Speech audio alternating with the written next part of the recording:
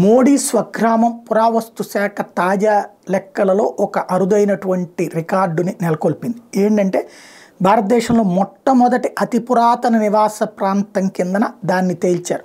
ప్రధానమంత్రి స్వగ్రామమైనటువంటి వాద్నగర్ని పురావస్తు నిపుణులు అక్కడ పరిశోధనలో తేల్చింది ఏంటంటే వాద్నగర్లో లోతైన పురావస్తు తవ్వకాలు జరిపితే 800 క్రీస్తు పూర్వం 800కి సంబంధించినటువంటి వైదిక బౌద్ధ పూర్వపు మహాజనపదాలు లేదా ఒలిగార్కిక్ రిపబ్లిక్లకి సమకాలికమైన మానవ నివాసానికి సంబంధించినటువంటి రుజువులు ఉన్నాయి అన్నటువంటిది కనుక్కున్నారు. ఆ రోజుల్లోనే చక్కటి రోడ్లు, చక్కటి మంచినీటి వస్తువులు, చక్కటి ఆరామాలు ఇవన్నీ ఉన్నాయి.